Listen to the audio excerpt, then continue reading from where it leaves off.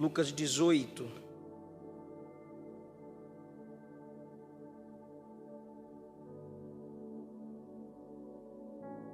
A partir do versículo 31. E tomando consigo os 12, disse-lhes: Eis que subimos a Jerusalém, e se cumprirá no Filho do Homem tudo o que pelos profetas foi escrito. Pois há de ser entregue às gentes, e escarnecido, injuriado e cuspido, e havendo-o açoitado, o matarão, e ao terceiro dia ressuscitará. Preste bem atenção no versículo 34, por favor. E eles nada disto entendiam, e esta palavra lhes era encoberta, não percebendo o que se lhes dizia. E aconteceu que, chegando ele perto de Jericó, estava um cego assentado junto do caminho mendigando. E ouvindo passar a multidão, perguntou o que era aquilo, e disseram-lhe que Jesus, o Nazareno, passava. Então clamou, dizendo: Jesus, filho de Davi, tem misericórdia de mim. E os que iam passando repreendiam-no para que se calasse. Mas ele clamava ainda mais: Filho de Davi, tem misericórdia de mim. Então Jesus, parando, mandou que lhe o trouxessem, e chegando ele, perguntou-lhe, dizendo: Que queres que eu te faça? E ele disse: Senhor, que eu veja. E Jesus lhe disse: Vê, a tua fé te salvou. E logo viu, e seguia-o, glorificando a Deus. E todo o povo, vendo isso, dava louvores a Deus. Podeis assentar, por favor.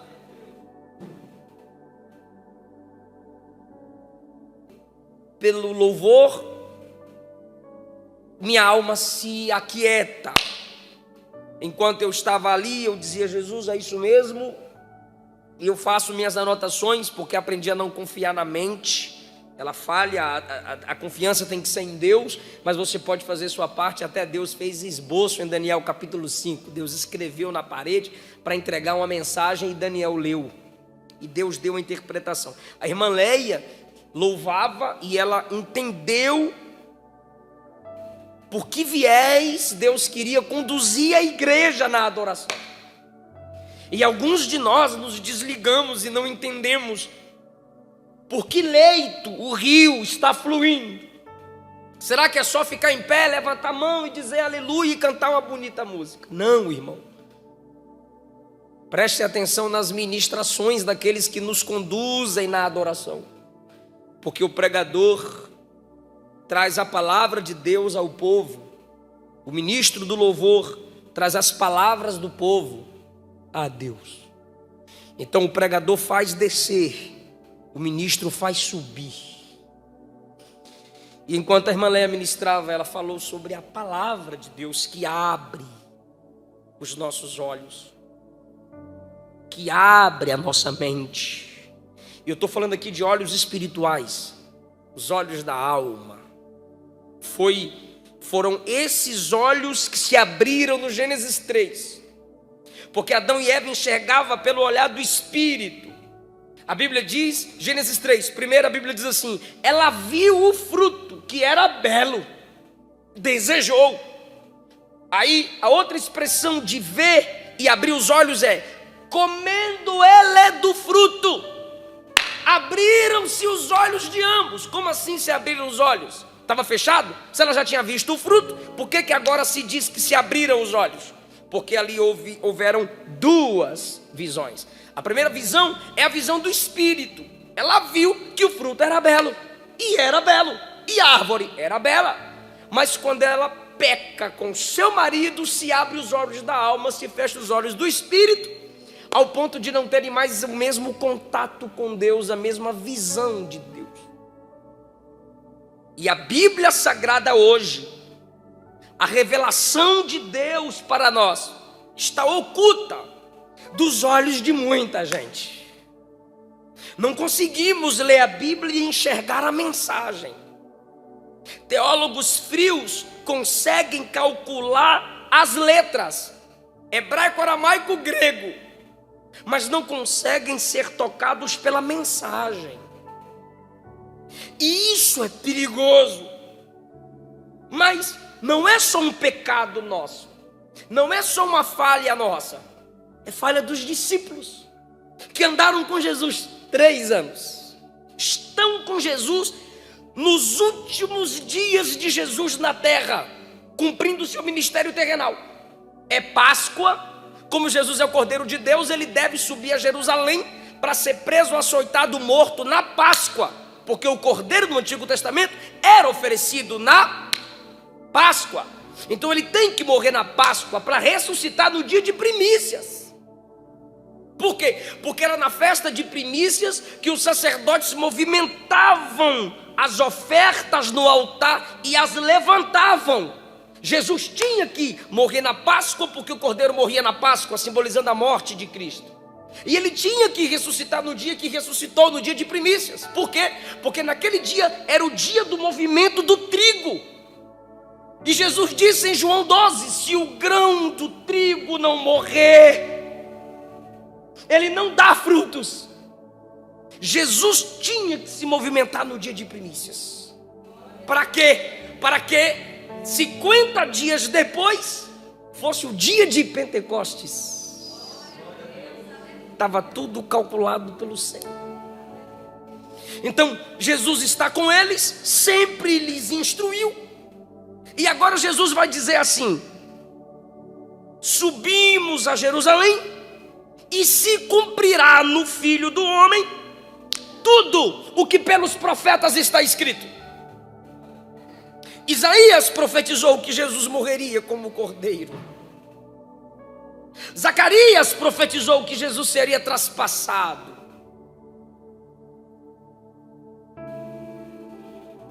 O salmista profetizou no Salmo 22 que Jesus seria crucificado e teria as vestes rasgadas. Mas todos esses também profetizaram a ressurreição de Jesus. Isaías disse: ele se alegrará ao ver a sua descendência. Você não tem como interpretar isso naturalmente, porque Jesus não casou. Então quem é a descendência de Jesus? A igreja. O salmista que no Salmo 22 profetizou sua crucificação, no Salmo 110 disse: viu o Senhor assentado à direita do Senhor, e ouviu o outro Senhor lhe dizer: assenta-te à minha direita, até que eu coloque os teus inimigos debaixo dos seus pés. O mesmo salmista que profetizou a crucificação também profetizou a ascensão. Salmo 24, ele também profetizou a ascensão de Jesus depois da crucificação. Levantai, ó portas, vossas cabeças, levantai, ó entradas eternas, e entrará o Rei da Glória. Quem é esse Rei da Glória? O Senhor poderoso na batalha, o Senhor dos exércitos, ele é o Rei da Glória. Então eles profetizavam a crucificação e a ressurreição. Me ajuda. Eles profetizavam Então a mensagem era completa.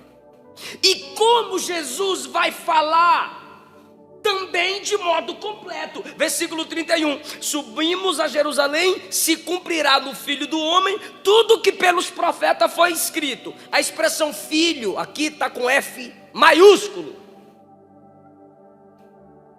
Aqui no Brasil a gente chama alguém rico filho de papai, não é? Filhinho de papai. Quem tem autoridade no tempo de Cristo, o Filho do Homem. Daniel, no capítulo 7 a 10, o viu como o Filho do Homem. Era um título de autoridade. Quando se refere a Ezequiel como Filho do Homem, é simplesmente humano. Aí Jesus diz no 32: e ele será entregue às gentes, escarnecido. As gentes aqui é porque muitas pessoas escarneceriam de Jesus, tanto religiosos, quanto romanos, quanto visitantes, em Jerusalém, na festa da Páscoa.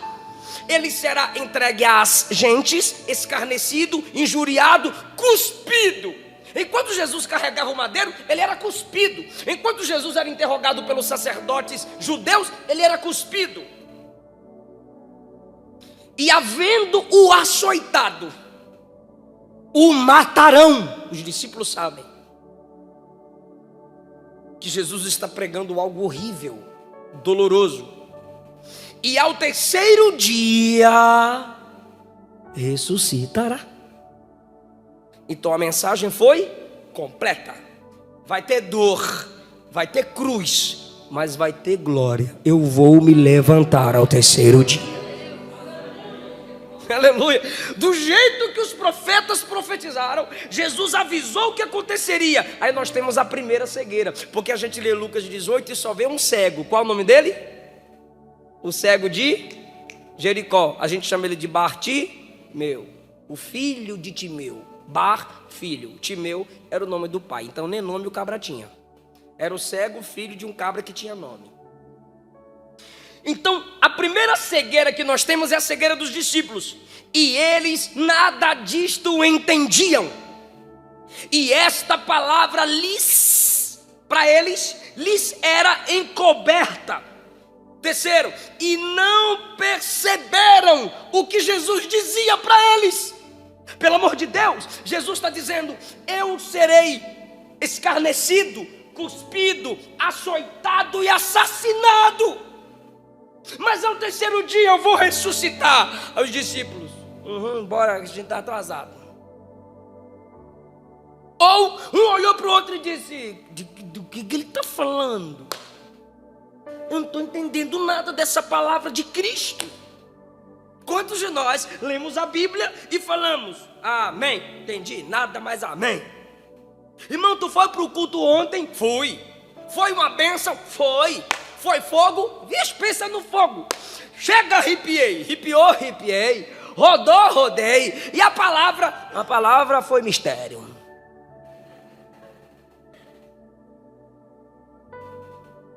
E assim a nossa mente vai ficando cega, limitada, empobrecida, vazia da palavra. E memorizamos nomes de atores, títulos de novelas. Memorizamos CPF. Memorizamos até o hino nacional. Mas quando se trata de um versículo bíblico para a defesa da fé, não conseguimos expressar. E aí, meu irmão, a falsa testemunha de Jeová bate na porta, você sai do evangelho para a seita. O adventismo bate na porta, você se sente em pecado por não guardar o sábado. Não sei se ela está aqui. Uma moça me chamou aqui na quarta. Parou de congregar, se envolveu com um rapaz católico, foi para a igreja católica. E já estava participando de tudo do catolicismo. De repente, sentiu saudade e visitou a gente. Aí comparou a mensagem do padre com a minha. Aí me chamou e disse assim: pastor, eu fiquei confusa. Eu falei: filha, você se enfraquece com a mentira porque não tinha firmeza na verdade. Pastor, como é que a gente abre os olhos para entender a Bíblia, para entender a revelação de Deus? A cegueira está na igreja. A gente diz que a gente não pode pregar. Nossas postagens é linguinha para fora. Algumas irmãs postam fotos seminuas e colocam um versículozinho para dizer que é crente. Os nossos jovens obreiros, pregadores, pastores se pintam e se vestem de mulher no TikTok fazendo dancinha. E os cheios do Espírito Santo, vazios da palavra. Aí quando recebem seu celular heresias, se deixam ser levados por youtubers, não sabe o que é a doutrina da ceia, não sabe o que é a doutrina do batismo, não sabe o que é a trindade, não sabe. Por quê? Porque a Bíblia é um livro difícil de se ler. É a sua carne, minha carne, que deseja tudo que é natural. Jesus falou, os discípulos não entenderam. o mínimo que eles poderiam fazer era repete. Sim ou não? Mas por que eles não pediram para repetir? Porque gostaram da cegueira. Ele prega, a gente não. Ele fala, a gente não. Pastor Darlan prega.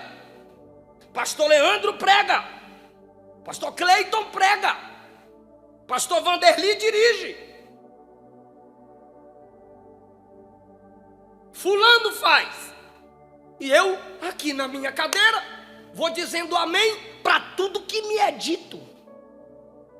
E assim, irmão, sem conhecimento na palavra, a gente pensa que está crescendo. E o que Pedro disse na sua segunda carta? Crescei na graça e no conhecimento do nosso Senhor Jesus Cristo.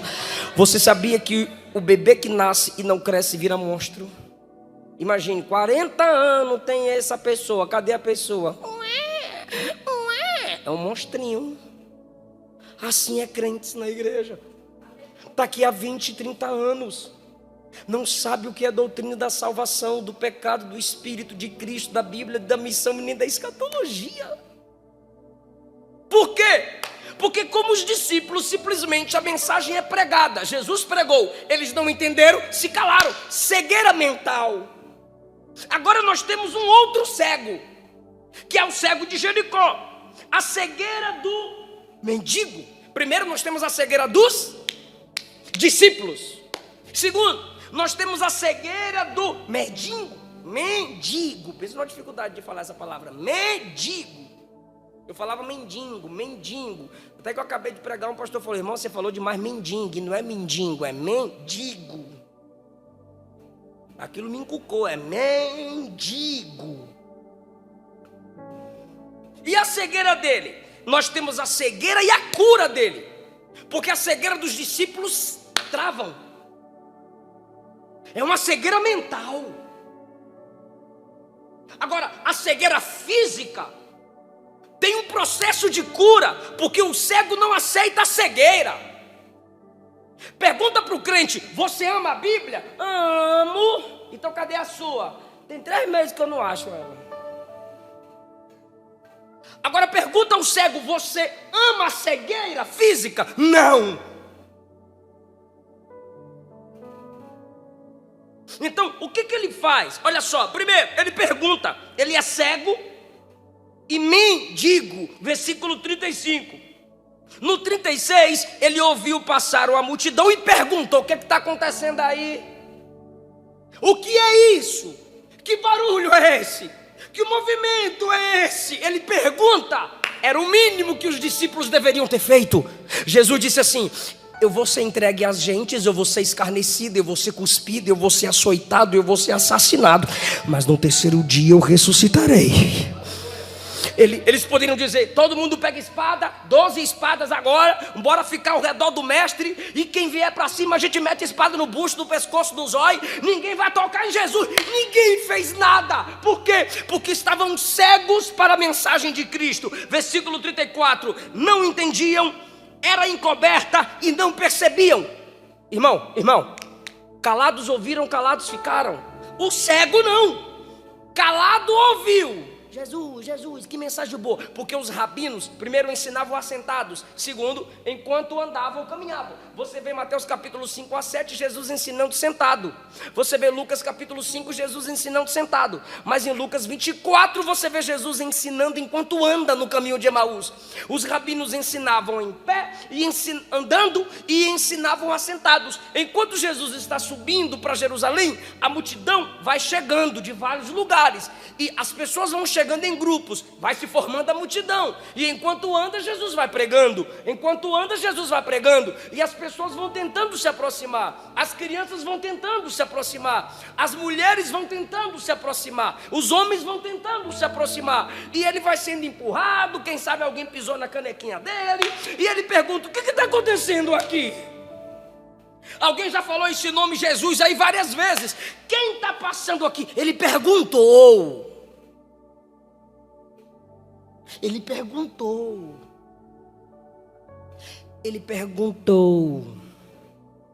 Você tem que aprender a perguntar. Porque quem não pergunta cego para sempre será. Se tem uma cegueira na nossa geração, se chama ignorância. E sabe o que é estarrecedor? É que a pessoa não sabe, mas finge que sabe para não reconhecer que não sabe e que quem está diante dela sabe mais do que ela. É falta de humildade. Então é dois problemas: burro, soberbo. Porque a gente tem vergonha de perguntar. Ai, que vergonha de perguntar. Se eu perguntar, vou parecer tolo. É momentâneo. A pergunta te faz parecer tolo no momento da pergunta, mas depois da resposta você nunca mais será tolo. Então é melhor ser tolo momentaneamente para se tornar sábio para sempre do que ser tolo para sempre quando teve oportunidade de ser sábio para sempre. Os alunos mais inteligentes e mais aprovados são aqueles que não estão nem aí. Levanta a mão e pergunta: professora, atendi não. O pastor pregou e não assimilou, acabou o culto. O nosso pastor sempre fica aqui. Eu sempre fico aqui. Escola dominical, todo domingo pela manhã. Se tu me fizer pergunta que eu sei que qualquer um, que não é qualquer pessoa que pode saber, eu vou te responder com maior alegria. Mas se tu me fizer pergunta, igual Hebreus diz, você já era para ser mestre nesse assunto, mas você está voltando a ser menino, eu vou dizer: procura o pastor Vanderly e compra a revista da escola dominical. Então o cego, para sua cura física, ele pergunta: o que é que está acontecendo? Segundo, ele pede misericórdia. Irmão, se você não sabe, diga: não sei, mas quero aprender. O Senhor perguntou para Ezequiel: filho do homem, podem esses ossos reviverem? Senhor, tu sabes.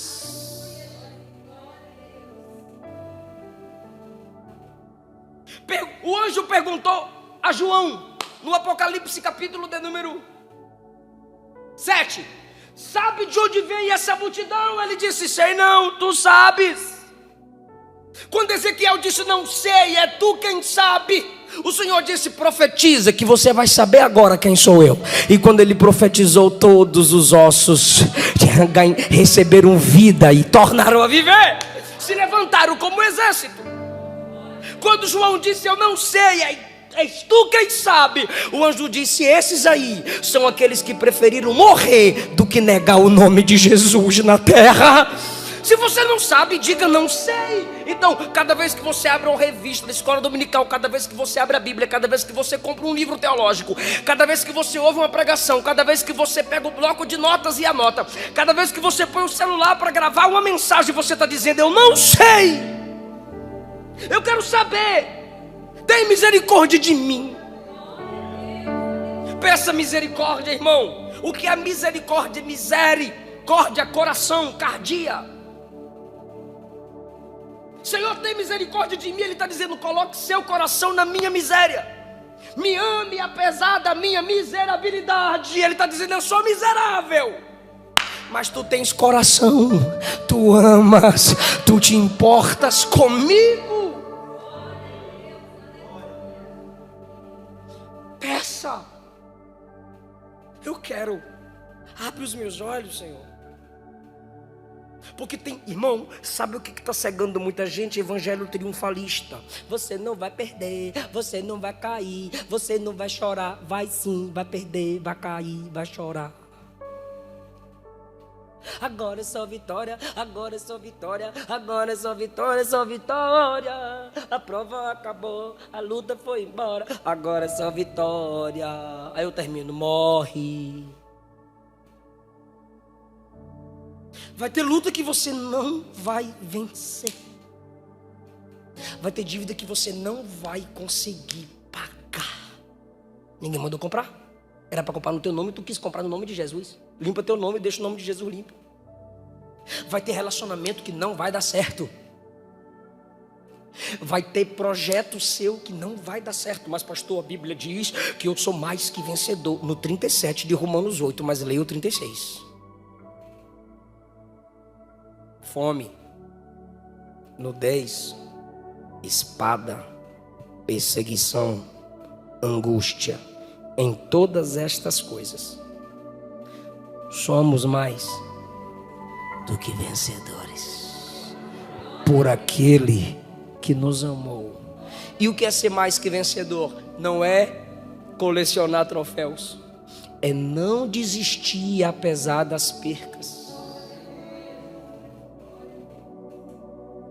Você sabe que o diabo sobe? Aí quem instiga o capeta? Deus. Viste o meu... De onde vem? Eu rodei a terra toda, passei por ela toda. A terra tem todo tipo de gente.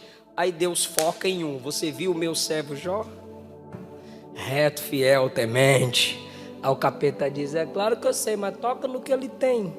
Foi Deus quem o instigou. Porque às vezes Deus vai te permitir perder coisas para você saber que Ele é mais importante do que as coisas. Deus vai nos permitir perder pessoas para que possamos entender que Ele é mais importante do que qualquer pessoa. E enquanto as falsas mensagens cegam você, Deus me trouxe aqui com essa mensagem para passar colírio nos teus olhos. Se for necessário perder qualquer coisa para não perder Deus, perca todas as coisas, mas não perca Deus. Então peça misericórdia. Leia o Salmo 119, que é um compêndio teológico que coloca as escrituras sagradas acima de ouro, acima de prata, acima de mel, acima de riqueza, acima de fama. E o salmista se põe de joelhos e diz: abre meus olhos para contemplar as maravilhas da tua lei. Me ensina a sua palavra, Senhor. Eu quero crescer na palavra. Pede, irmão. Pede, irmã.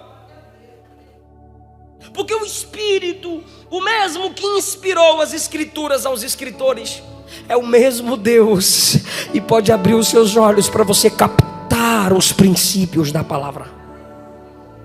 Então essa cura física me ensina a ter uma cura espiritual.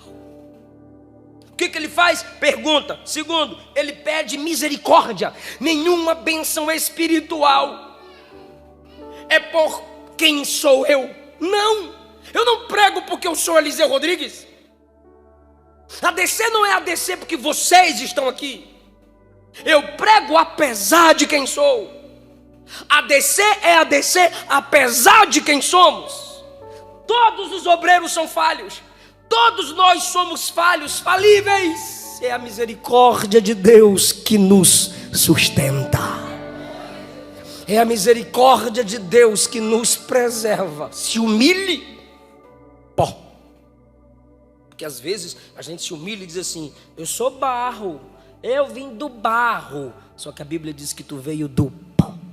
É menor que barro. Então, primeiro ele pergunta. Ele teve a cura física porque perguntou: o que está acontecendo? Segundo, ele pediu misericórdia, ou seja, ele tem humildade. Terceiro, essa é linda, ele teve fé. Ele teve o quê? Fé. O que Jesus disse no versículo 42? Vê, a tua te salvou. Me ajuda, irmãos. A tua te salvou. Então ele tinha, mesmo não tendo vista, ele tinha visão. Porque os meus olhos garantem a vista. A fé garante a minha. Pode falar, irmão. Visão. Vou provar na Bíblia. Se você quiser abrir ou anotar ou só escutar. Hebreus 11:1.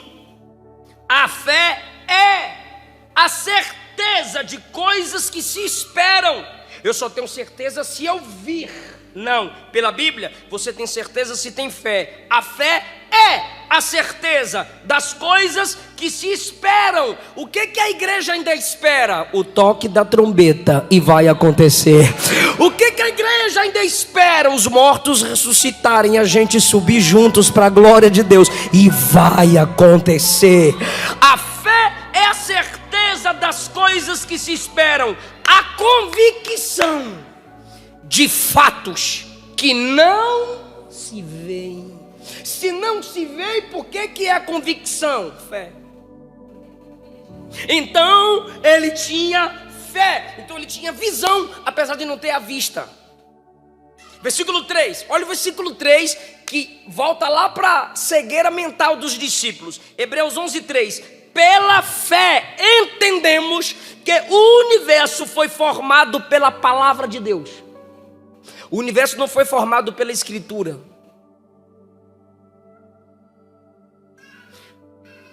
A escritura tem, o Antigo Testamento tem 4.000, o Novo Testamento tem 2.000 anos. O universo foi formado pela palavra. O que eu escrevo se vê, o que eu falo se escuta. Então, pela fé, entendemos que o universo foi formado pela palavra de Deus, de maneira que o visível veio a existir das coisas invisíveis. Tudo que é concreto e eu pego, veio do Deus invisível, que é espírito, invisível, porém real. Então perceba que na fé não se necessita ter vista, porque a própria fé é uma visão. Tem gente que tem vista, mas não tem visão. E tem gente que pela visão que tem, ele nem se importa pela vista dos outros. Versículo 8 de Hebreus 11. Pela fé, Abraão, quando chamado, obedeceu, a fim de ir para um lugar que devia receber como herança. Olha agora, partiu sem saber para onde ia. Você está vendo a terra que você vai chegar, Abraão? Tô. Cadê? Pela fé, eu vou chegar lá. Versículo 19. Abraão considerou que Deus era poderoso para ressuscitar Isaac dentre os mortos. Irmão, Abraão nunca tinha visto morto ressuscitar. Mas quando ele sobe com Isaac para o monte, ele diz assim: Deus tem poder para ressuscitar meu filho, por isso que eu estou disposto a matar, por amor a Deus. Ele está vendo um menino ressuscitado. O próprio Jesus disse em João capítulo 8: Abraão viu o meu dia e se alegrou. Como que Abraão lá no Gênesis, Jesus cai em João 8, Abraão viu o dia de Jesus. Fé não é vista, fé é visão. Versículo 22 de Hebreus 11. Pela fé, José, próximo do seu fim, ou seja, à beira da morte, fez menção do êxodo dos filhos de Israel. Irmão, José morreu. E o êxodo de Israel aconteceu 400 anos depois da morte de José. Irmão, 400 anos antes dos filhos de Israel saírem do Egito, José disse: quando vocês saírem dessa terra, levem meus ossos. Como é que é? Deus vai visitar vocês e vocês vão sair dessa terra. 400 anos antes. Pela fé, fez menção da saída de Israel do Egito. 26. Pela fé, Moisés entendeu. Você percebe que Hebreus trabalha com duas coisas: visão e entendimento. Visão e entendimento. Visão está além da vista, e o entendimento é a abertura dos olhos da mente. É aqui que muita gente é cega. Pela fé, Moisés entendeu que era melhor ser desprezado por causa de Cristo para ter uma riqueza maior que os tesouros do Egito. Por quê? Porque contemplava a recompensa. Aí você me pergunta: pastor, que recompensa se ele nem entrou na terra prometida? Pois é, ele já contemplava a recompensa. Qual recompensa, pastor? O corpo glorificado lá na glória junto com os santos. Mas tem coisa, eu vou deixar essa para o final de Hebreus 11. 27. Pela fé Moisés abandonou o Egito, não ficou amedrontado com a ira do rei, pois permaneceu firme como quem vê aquele que é invisível. A resposta é Deus. Quem é aquele invisível? Deus. Olha só, o rei está furioso contra você, Moisés. Esse rei aqui vai matar você, Moisés. Aí Moisés diz: estou de boa, eu estou enxergando um rei maior que quer me abraçar, que anda comigo, que não desiste de mim. Cadê esse rei, Moisés? É pela fé. Eu estou vendo aquele que é invisível. Isso que o cego de Jericó tinha. O que Jesus disse para ele? A tua fé te salvou. Agora, irmão, o versículo 40 é para nós. Bata no peito e diga: é para mim. Olha só, Hebreus 11:40. Porque Deus tinha previsto. O que significa Deus ter previsto? Prever. Viu antecipadamente. Então a fé te faz enxergar como Deus vê. Não aconteceu agora, Pode acontecer daqui a uma semana, 10 dias, 20 anos. Se Deus viu, eu consigo enxergar. A fé te faz enxergar do modo que Deus está vendo. Irmão, com 12 anos eu saí de Ilhéus, Bahia, Rua São Lucas, bairro Nossa Senhora da Vitória, na Rua da Valeta. Era sapo e lixo. E quando chovia, a água transbordava, os lixos entravam na casa da gente com rato. E com 12 anos eu fui pregar em Brasília no congresso de crianças. Eu disse: maninha, voto mais não. Minha mãe é baiana: tu não é besta? Eu disse: voto não, manhã. Eram 7 dias de agenda, foi 7 dias de oração de madrugada. No 7º dia, minha mãe desceu as escadas da casa da irmã Glória, irmão Erasmo, que nos hospedou, chorando, e disse: filho, Deus falou comigo, pode ficar.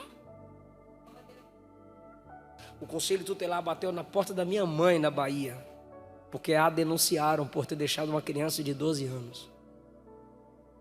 Eu me via pregando onde prego. Eu me via escrevendo os 12 livros que já escrevi, 2 são best-sellers. Eu me via pregando fora do Brasil, onde prego. Eu me vi. Por quê? Porque Deus já tinha me visto. Isso é a fé. Não é confissão positiva, eu vou chegar lá. É Deus te dar a visão de que um dia você chega lá. A sua fé te salvou. Versículo 40. Deus tinha previsto algo melhor para nós. Para que eles, pergunta para mim, eles quem?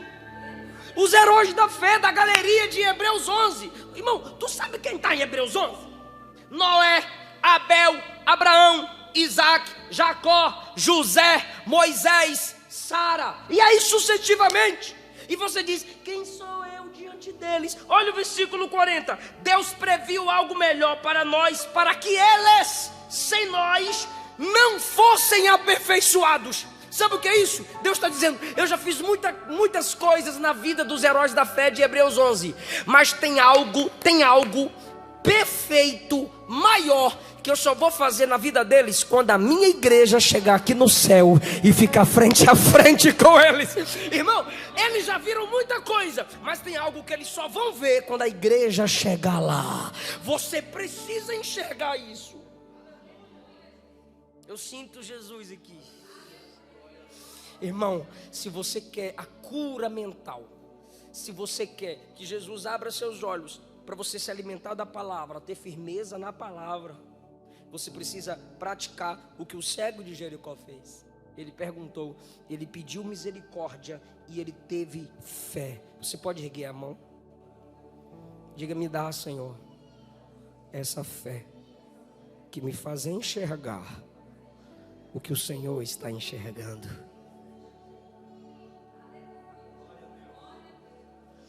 E eu encerro. Esqueci o nome do escritor agora, me perdoe. Depois da pregação você pode me procurar e eu te falo o nome dele se eu lembrar. Lembrei, William Barclay. William Barclay, comentando o clamor do cego de Jericó, ele disse assim: as palavras que se utilizam para descrever os gritos do cego são muito distintas no versículo 38 e 39. Olha o que ele diz. No primeiro, que é o 38, se trata de um grito forte para chamar a atenção. Jesus, filho de Davi, tem misericórdia de mim. Aí a multidão, todo mundo olhar para ele, conseguiu o que queria, chamou a atenção. Ele não está vendo ninguém mesmo, mas está todo mundo olhando para ele. Aí o segundo clamor, que é no versículo 39, ele comenta assim: no segundo, já temos um grito instintivo, um grito instintivo de emoção incontrolável, um alarido. Agora, um grito animal. O que você está disposto a fazer para ter seus olhos abertos e contemplar a glória de Deus? Pelo amor de Deus, nós pentecostais, assembleanos, pentecostais, completamos 110 anos. E a gente está perdendo o fervor. Quando alguém dá glória a Deus numa Assembleia de Deus, tem crente que olha para trás. Quando o assembleano bate uma palma, tem gente que assusta. Quando o assembleano levanta a mão e fala em línguas estranhas em adoração, tem assembleano outro que acha estranho. Que preço você está disposto a pagar para chegar onde você deseja chegar, irmão? Se é necessário gritar, grite, clamar, clame, orar de madrugada, ore, jejuar, jejue. Se você quer chegar onde ninguém conseguiu chegar, tente pagar o preço que ninguém ainda conseguiu pagar. Jesus, filho de Davi, tem misericórdia de mim. A multidão dizia: cala a boca você. Jesus, filho de Davi, tem misericórdia de mim. Rapaz, a multidão é grande, ele não vai te ouvir. Se você calar a boca, ele vai me ouvir. Jesus, filho de Davi, tem compaixão de mim. Moço, Jesus já está longe, tá? Eu vou gritar é mais alto, mas eu não vou desistir dele. Eu quero chamar a atenção dele. Ai, irmão, aleluia. Abraão chegava no local, se estabelecia, Deus dizia vaza, ele vazava. Foram 25 anos, 23 a 25 anos de renúncia. O que você está disposto a renunciar?